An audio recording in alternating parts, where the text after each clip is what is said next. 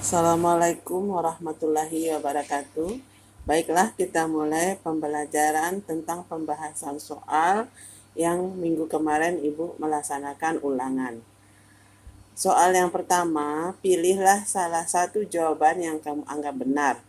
Nomor 1, hukum dasar yang dijadikan pegangan penyelenggaraan negara suatu negara disebut apa? Ya, kalau hukum dasar itu sama dengan konstitusi, ya, atau istilahnya hukum positif yang berlaku di suatu negara.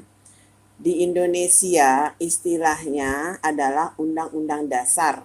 Jadi konstitusi itu sama dengan undang-undang dasar, ya, atau hukum dasar, ya.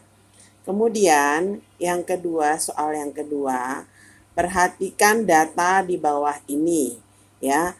A. Undang-undang, B. Undang-undang dasar, C. TAP MPR, D. Perjanjian, kemudian E adalah musyawarah untuk mufakat, sedangkan yang F adalah pidato presiden, yang merupakan contoh konstitusi tertulis. Seperti kamu ketahui, konstitusi itu kan ada dua. Ada konstitusi tertulis, ada konstitusi tidak tertulis. Konstitusi tertulis artinya suatu hukum itu ada dalam bentuk tulisan. Tapi kalau suatu konstitusi itu tidak tertulis, berarti dipatuhi suatu hukum tersebut tapi tidak ada dalam bentuk tulisan. Tapi dipatuhi. Ya, di negara kita juga ada namanya konvensi, ya, atau kebiasaan ketatanegaraan. Kalau di sini adalah hukum tertulis. Yang mana yang termasuk hukum tertulis? Adalah yang A. Undang-undang, B. Undang-undang dasar, dan C adalah TAP MPR. Semua dalam bentuk tertulis. Ya, itu yang dikatakan konstitusi tertulis. Jadi konstitusi itu ada dua, ada tertulis dan ada tidak tertulis.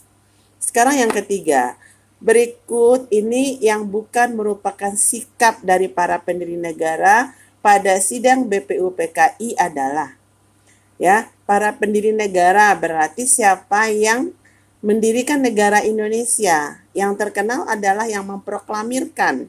Siapa? Soekarno, Hatta. Kita ambil kepada tokoh-tokoh tersebut. Mana yang termasuk sifat dari para pendiri negara kita?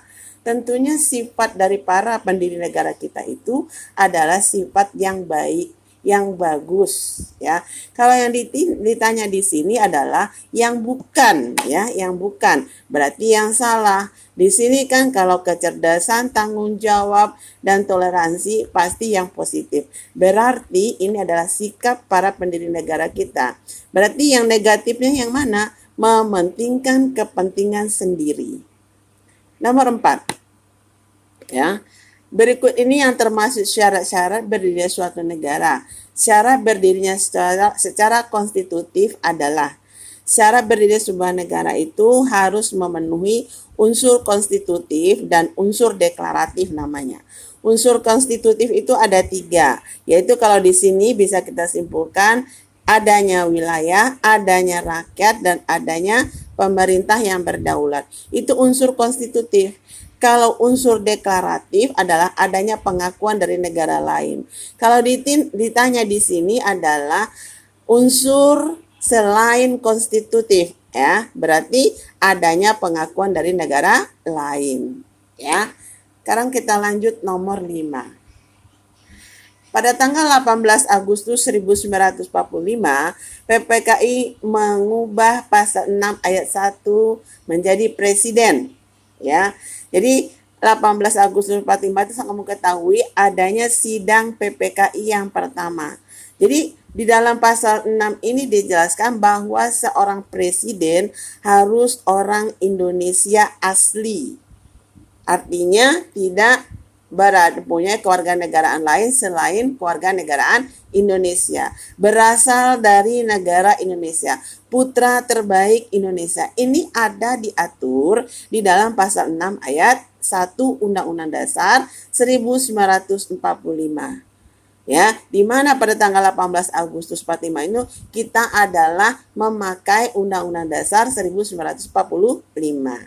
Oke. Kita lanjut nomor 6. Ya. Di Indonesia, di seluruh peraturan perundang-undangan harus berpedoman dan tidak boleh bertentangan. Jadi ada peraturan yang tertinggi itu di Indonesia adalah Undang-Undang Dasar 1945.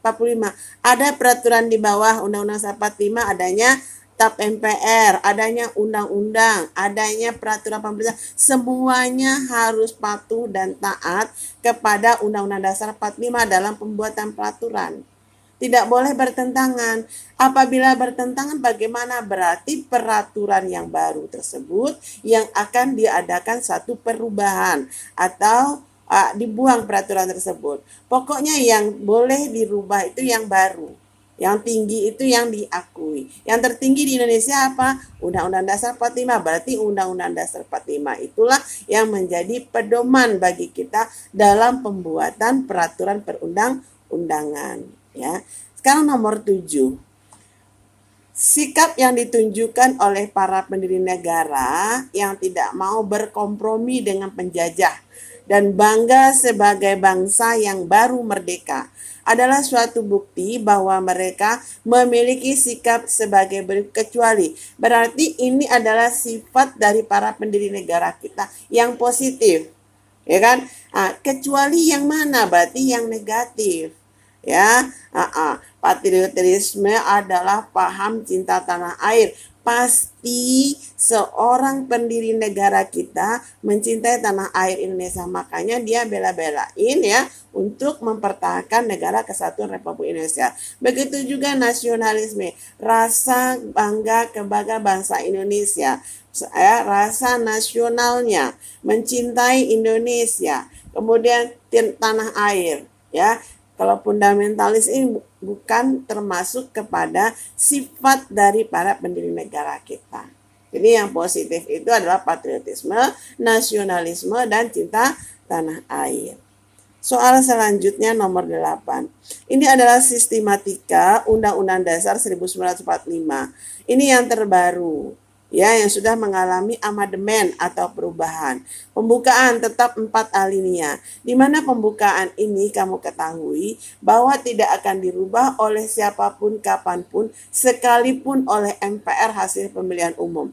Jadi selama negara Indonesia berdiri, pembukaan Undang-Undang Dasar 45 tidak akan dirubah artinya.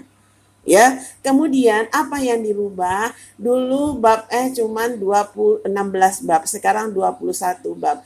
Kemudian 73 pasal, dulu 37 pasal, sekarang 73. Ya, kemudian 170 ayat, 3 pasal peraturan peralihan dan 2 ayat aturan tambahan. Kalau dulu sistematikanya yang terakhir adalah penjelasan, ya begitu aja. Ya, inilah sistematika Undang-Undang Dasar 1945. Nomor 9. Undang-Undang Dasar merupakan sebagian hukum dasar yang tertulis. Selain itu terdapat hukum dasar yang tidak tertulis, yaitu aturan yang timbul dan terpelihara dalam penyelenggaraan negara yang disebut apa? Jadi selain konstitusi itu kan hukum tertulis. Kalau hukum tidak tertulis apa? Itu yang ditanya di soal ini. Namanya konvensi. Konvensi itu apa? Kebiasaan ketatanegaraan. Tapi tidak ada dalam bentuk tulisan. Seperti apa contohnya? Pidato Presiden setiap 16 Agustus. Bahwa besok kita akan memperingati hari kemerdekaan. Atau pidato Menteri Agama ketika kita akan Lebaran atau ada yang mau Natalan Desember tuh. Berarti itu namanya konvensi. Nomor 10, berikut yang bukan merupakan perubahan rumusan Undang-Undang Dasar yang disepakati dalam sidang PPKI. Ini teorinya udah kasih dari minggu-minggu kemarin. Yang bukan merupakan perubahan yang mana? Bunyi sila ketiga Persatuan Indonesia. Ini contoh soal kombinasi yang Ibu buat ya. Ini akan membantu kamu nanti ya. Kemudian perumus dasar negara Indonesia dan konstitusi Indonesia adalah tokoh-tokoh pilihan yang mempunyai semangat tinggi, rasa kecintaan Indonesia, rasa cinta tanah air, dan bangga menjadi bangsa Indonesia. Yang mana termasuk itu sifat para pendiri negara kita adalah nasionalisme dan patriotisme. Nasionalisme rasa kebangsaannya, patriotisme rasa cinta tanah air. Chauvinisme ini adalah orang yang membangga-banggakan dirinya sendiri. Anisme punya kepercayaan, tidak punya kepercayaan. Plural, ya, anisme. Ya, ini yang termasuk A dan B. Plural ini keanekaragaman, ya. Yang kedua, hal-hal yang terkandung dalam alinea keempat, apa aja yang ada di dalam alinea keempat? Ada tujuan NKRI dari melindungi segenap bangsa Indonesia dan seluruh tumpah darah Indonesia, memajukan kesejahteraan umum, mencerdaskan kehidupan bangsa, dan ikut melaksanakan ketertiban dunia. Apalagi ada di sana, di alinea keempat itu adalah Pancasila. Ya, kalau yang lainnya ada di sila-sila yang lainnya. Yang ketiga, di bawah ini adalah hasil sidang PPKI tanggal 18 Agustus 45. Yang ada 3 hasilnya seperti kamu ketahui. Yang pertama adalah mengesahkan pembukaan Undang-Undang Dasar 45. Yang kedua, mengangkat Insinyur Soekarno sebagai presiden dan Dr. Anus Muhammad Hatta sebagai wakil presiden. Yang ketiga adalah membentuk Komite Nasional Indonesia Pusat. Di sini soalnya berarti yang ada B dan D. Jawabannya, ya. Kemudian nomor 4. Di bawah ini adalah tujuan Negara Kesatuan Republik Indonesia. Ya. Kalau tujuannya apa tadi di Negara Kesatuan Republik Indonesia?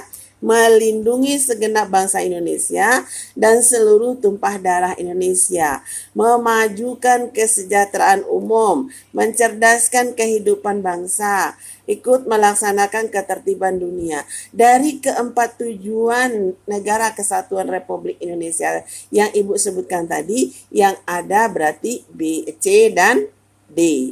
Memajukan kesejahteraan umum dan mencerdaskan kehidupan bangsa. Soal nomor 4, kombinasi. Di bawah ini adalah pentingnya suatu undang-undang dasar. Suatu negara sangat penting undang-undang dasar. Karena undang-undang dasar itu adalah sebagai pedoman mengatur mencapai cita-cita NKRI, Negara Kesatuan Republik Indonesia. Kemudian yang kedua, untuk Undang-Undang Dasar itu merupakan hukum dasar yang tertinggi di negara kita. Ya, hukum dasar yang tertinggi berarti seluruh peraturan yang ada di negara kita harus berpatokan kepada Undang-Undang Dasar, tidak boleh bertentangan dengan Undang-Undang Dasar. Ya. Kemudian di sini ada gambar, ya, ada gambar orang lagi bergotong royong. Dari sini nilai apa yang ada adalah nilai kerjasama dan kebersamaan dari masyarakat tersebut untuk membangun desanya. Ya, nomor 7, perumusan Undang-Undang Dasar Negara Republik Indonesia tahun 1945, pembahasan tanggal 13. Apa yang terjadi? Perumusan Rencana Undang-Undang Dasar tanggal 13 Juli 1945 adalah yang dibahas ketentuan tentang apa? Lambang negara. Kemudian membentuk panitia penghalus bahasa yang terdiri atas Jayadi Diningrat Salim dan Supomo. Ya. Nomor 8. Apabila suatu negara tidak ada undang-undang dasar, apa yang akan terjadi? Ya, Indonesia ini akan rusuh, terjadi perang saudara, atau bahkan yang lebih fatal, bubarnya suatu negara. Jadi undang-undang dasar itu sangat penting di dalam suatu negara. Nomor 9, ya.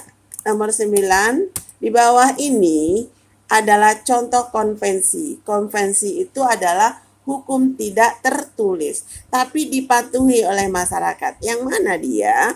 Yang D dan E. Pidato Presiden setiap 16 Agustus. Bahwa besok akan melaksanakan upacara bendera, ya, 17 Agustus. Kemudian yang kedua, pidato Menteri Agama bahwa akan melaksanakan Lebaran atau mau melaksanakan Natal gitu. Itu adalah contoh konvensi. 10, tujuan konstitusi bagi suatu negara itu adalah, ya sebenarnya banyak ya, sini kita lihat 2 saja, untuk memberikan pembatasan. sekaligus pengawasan terhadap politik. Ya, terhadap politik suatu negara itu pasti banyak politik yang ada, partai politik. Jadi melakukan pengawasan dia terhadap kekuasaan daripada politik agar tidak terjadi kekuasaannya kebablasan, kekuasaan yang luar biasa akan terjadi KKN lagi. Ya, kemudian yang kedua, konstitusi itu bertujuan melepaskan kontrol kekuasaan dari penguasa. Jadi dikontrol para penguasa negara kita itu supaya melaksanakan tugasnya sesuai dengan tupoksinya masing-masing. Oke, itulah pembahasan kita soal